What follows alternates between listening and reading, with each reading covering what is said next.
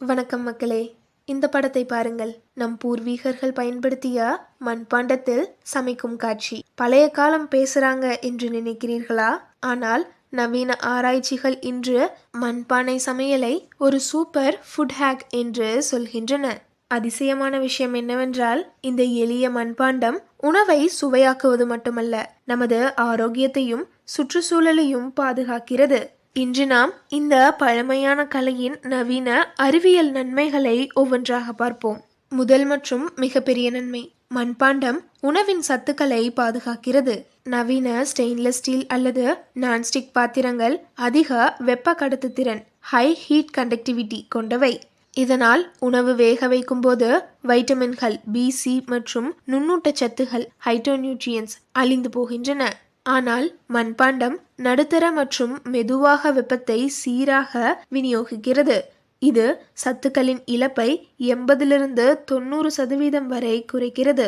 குறிப்பாக இரும்புச்சத்து, calcium, phosphorus, magnesium போன்ற கனிமங்கள் மண்ணிலிருந்து சிறிதளவு உணவில் சேர்கின்றன. எனவே இது ஒரு இயற்கையான மைக்ரோ நியூட்ரியன்ட் பூஸ்டர். கீரை, கறி, பருப்பு, சாம்பார் போன்றவற்றை மண்பாண்டத்தில் செய்தால் அவற்றின் இரும்புச்சத்து உடலுக்கு எளிதில் உறிஞ்சப்படும். இரண்டாவது ரகசியம், மண்பாண்டம் ஒரு இயற்கையான ஆல்கலைன் ஏஜென்ட். நவீன உணவு முறை, ப்ராசஸ்ட் உணவுகள் மற்றும் இறைச்சி உணவுகள் நமது உடலை அமிலத்தன்மை அசிடிட்டி நோக்கி தள்ளுகின்றன. இது பல நோய்களுக்கு அடிப்படை. மண்பானையின் களிமண்ணில் இயற்கையான ஆல்கலின் கனிமங்கள் கால்சியம், மெக்னீசியம், இரும்பு, பாஸ்பரஸ் நிறைந்துள்ளன. சமையலின் போது இந்த கனிமங்கள் சிறிதளவு உணவில் கலந்து அதன் அமிலத்தன்மையை நடுநிலையாக்குகின்றன. இதனால்தான் மட்கலத்தில் வைத்த தண்ணீர் குளிர்ச்சியாகவும் சுவையாகவும் இருக்கும். மேலும் மண்பானையில் சமைத்த உணவு ஜீரணத்தை எளிதாக்கி அஜீரணம், குடல் பிரச்சனைகளை குறைக்கிறது.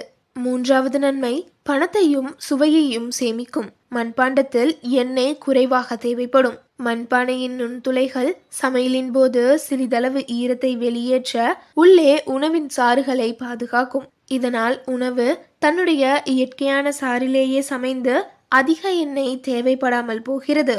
இது கொழுப்பு உட்கொள்ளலை 20% வரை குறைக்கும். சுவை மற்றும் மனம் அடுத்த லெவலுக்கு போகும். மெதுவான சீரான வெப்பம் உணவின் இயற்கையான சுவை மூலக்கூறுகளை ஃப்ளேவர் மாலிக்யூல்ஸை முழுமையாக வெளியிடுகிறது. குறிப்பாக பிரியாணி, பாயாசம், ரசம் போன்றவற்றை செய்தால் சுவை வித்தியாசத்தை நீங்களே உணர முடியும். நான்காவது நன்மை, 100% நச்சு மற்றும் வேதியியல் இல்லாதது. நவீன நான்ஸ்டிக் பாத்திரங்களின் டெக்ப்லான் பூச்சு கீறப்பட்டால் பெர்க்ளூரோ ஆக்டனோயிக் ஆசிட் PFOA போன்ற தீங்கு விளைவிக்கும் வேதிப்பொருட்கள் உணவில் கலக்கும் அபாயம் உண்டு. அலுமினிய பாத்திரங்கள் அல்சீமரஸ் நோயுடன் தொடர்பு படுத்தப்படுகின்றன. ஆனால் மண்பாண்டம் 100% இயற்கையான களிமண்ணால் செய்யப்பட்டது. இதில் எந்த ஒரு வேதிப்பொருளும் கன உலோகங்களும் இல்லை.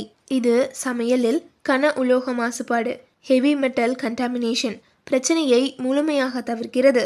சுற்றுச்சூழல் நண்பன், பழுதடைந்த மண்பாண்டங்களை மீண்டும் மண்ணில் கலக்கலாம். இது முற்றிலும் பயோடிகிரேடபிள். பிளாஸ்டிக் அல்லது உலோக குப்பையை விட இது பூமிக்கு உரமாகிறது. சரி, எப்படி தொடங்குவது? மண்பாண்டத்தை முதல் முறை பயன்படுத்தும் முன் மெதுவாக பழக்குவது. சீசனிங் மிக முக்கியம். முதலாவது, புதிய பானையை 12-24 மணி நேரம் தண்ணீரில் ஊற வைக்கவும்.